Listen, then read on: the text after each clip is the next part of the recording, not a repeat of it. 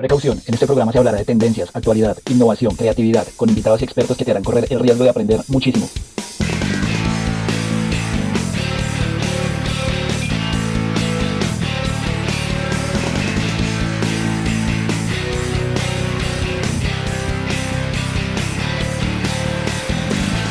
¿Cómo ha sido el cambio de conducta del consumidor debido al COVID-19?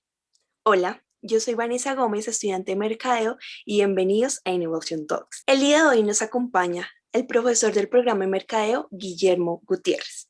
El profe Guillermo se especializa en neuromarketing, su hobby favorito es leer, ama el fútbol y el tenis, y su pasión es cocinar, especialmente los domingos en casa. Bienvenido, profe Guillermo. Es un gusto tenerlo con nosotros. No, el gusto es mío de todas maneras. Muchas gracias por la invitación y espero acompañarlos de la mejor manera. Es un gusto. Gracias, profe. Y bueno, quiero comenzar, ya entraré en el tema y principalmente preguntarle, ¿qué es el neuromarketing? Bueno, hay que mirarlo desde varios tópicos y yo creo que una pequeña reseña es quizás mostrar un carácter histórico.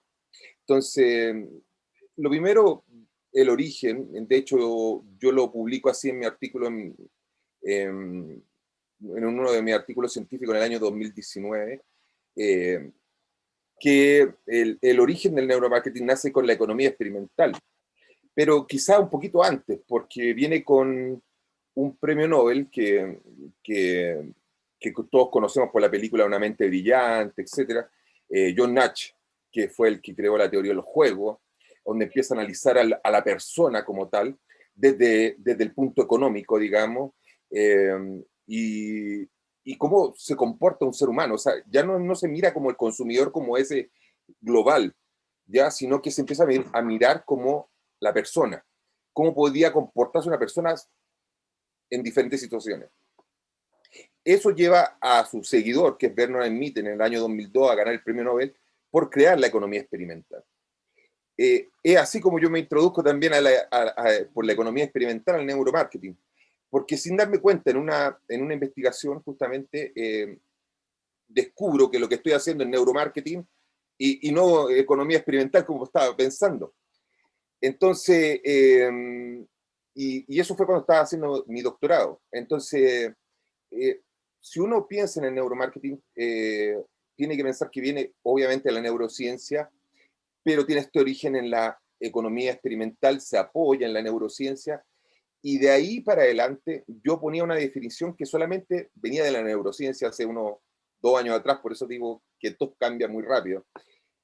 Y en la actualidad, la verdad que me arrepiento un poco de haber escrito esa definición, aunque se ha usado varias veces ya, pero me arrepiento un poco porque la verdad es que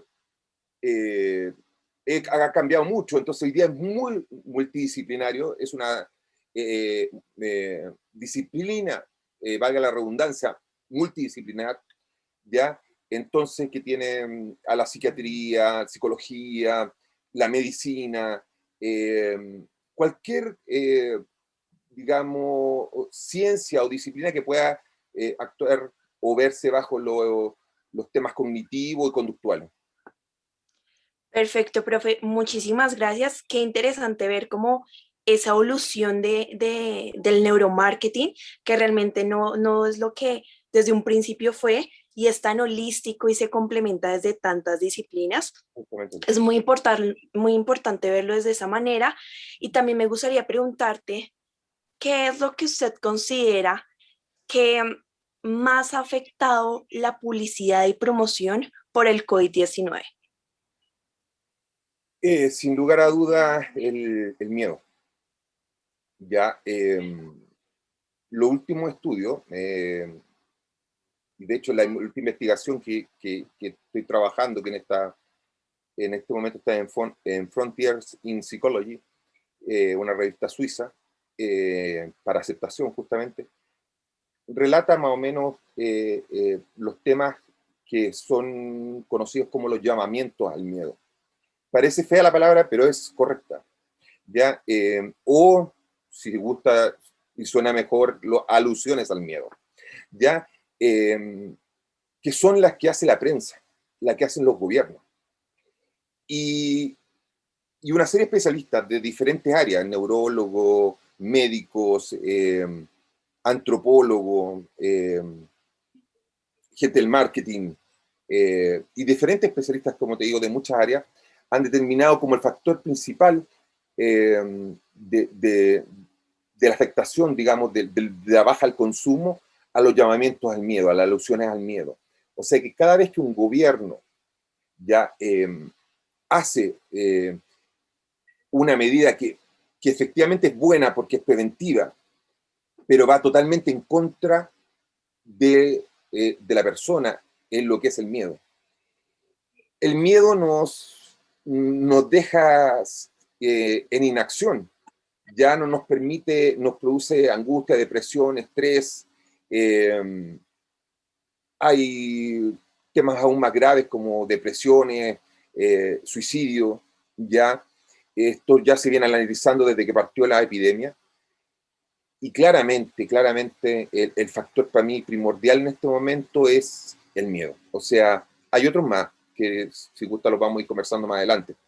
Pero el factor primordial del cambio del consumidor es... Ok, profe, muchas gracias. Es muy interesante analizar cómo ese sentimiento en el consumidor durante pues esta crisis mundial. Y además de ello, quiero que me comentes qué cambio se puede confirmar en la conducta del consumidor durante la pandemia. Ya, son en realidad hartos. Como te decía, lo primero es considerar el tema del miedo como su principal cambio. Pero tenemos que ver varios. Uno de ellos es el apego a las redes sociales. Ya el consumidor se está dando cuenta de que las redes sociales tiene encuentra solidaridad, encuentra empatía, ya que no lo encuentra en los medios tradicionales, ya como la radio, la televisión, en los periódicos. Entonces en las redes sociales le encuentra empatía. Estamos en una época de soledad, ya entonces todo lo que sea solidario obviamente ayuda al consumidor. Hoy día, valores como la solidaridad, el apego, la unión, son primordiales para que una empresa pueda conquistar, por ejemplo, a un consumidor. ¿Ya? Aquí hay un tema polémico, porque resulta que dentro de lo que ha cambiado la conducta del consumidor, ha aceptado cosas negativas también. Por ejemplo, tenemos un consumidor que está mucho más despierto, que es mucho más exigente, que le importa muchísimo la responsabilidad social, pero además de ello, es capaz de permitir, por ejemplo, el greenwashing. Te explico brevemente lo que es el greenwashing, que es el lavado de imagen, ya que hacen una empresa. Por ejemplo, lo que hizo Volkswagen cuando cambiaba los switches estos de computadora para que cambiara el efecto de los gases, ¿ya? Y se mostraran como vehículos menos contaminantes. Y increíblemente que no está perdonando otras cosas, por ejemplo, que empresas que hayan participado en los llamamientos al miedo, ¿ya? Pero está perdonando a aquellos que han hecho greenwashing. Entonces es como contradictorio. Entonces, Sí. yo hace unos meses le enseñaba a mis alumnos, ¿ya? De que el greenwashing era súper poco ético. Y lo sigue siendo, digamos, pero hoy día lo tengo que enseñar casi como una estrategia, porque resulta. Entonces, es increíble lo que ha pasado con el cambio de la conducta del consumidor. Tenemos un consumidor de pánico, ¿ya? Que es otra de las características actuales, consume por pánico, o sea que está consumiendo más productos de primera necesidad, ¿ya? Y está tratando de acaparar, ¿ya? O sea que cada vez que teme o que se baja viene una nueva ola o cosas así, acapara alimentos, ¿ya? Hay un cambio en la alimentación tremendamente grande. están las bebidas azucaradas, como primera, la bebida energética, el licor. También, lamentablemente, entra el abuso de la sustancia como drogas y, digamos, barbitúricos y otros similares. Entonces, hay digamos, es un cambio total. Yo creo que no se había visto en la historia desde que analizamos por lo menos al consumidor, no habíamos visto un cambio tan brutal como el que está teniendo en el último año. Correcto, sí, y es notorio, se ha visto afectado también el mercado. Profe, llegamos ya cerrando esta sección de preguntas. Me gustaría que les tendieras una invitación a estas personas que nos están viendo y nos están escuchando en este momento, desde la parte de neuromarketing. ¿Qué les aconsejas? ¿Un mensaje? Cuéntanos.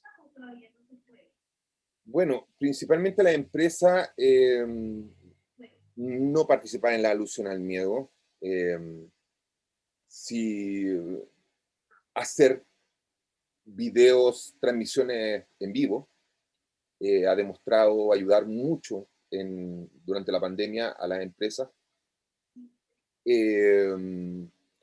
Trabajar temas como, vuelvo a repetirlos, como la solidaridad, la unión, ya, la fraternidad, que parece que son más importantes que otras cosas que antiguamente eran importantes para un consumidor normal. Y entender que el consumidor ya cambió. Si yo tuviera que hacer una predicción como economista que soy de profesión, digamos, mi predicción sería de que el consumidor cambió y cambió para siempre. No va a volver atrás. O sea, y ese es el rigor y ese va a ser con el que nos vamos a tener que encontrar ahora de aquí en adelante. Correcto, profe. Gracias, muchísimas gracias, profe. Y llegamos como a nuestra parte final, donde siempre a nuestros invitados les damos la parte que nos digan su frase favorita que los inspiró como en todo su proceso profesional, ya sea en tu caso el neuromarketing y tu libro favorito. Ya, no tanto como una frase, pero sí la vida de John Natch ha sido una inspiración tremenda para mí.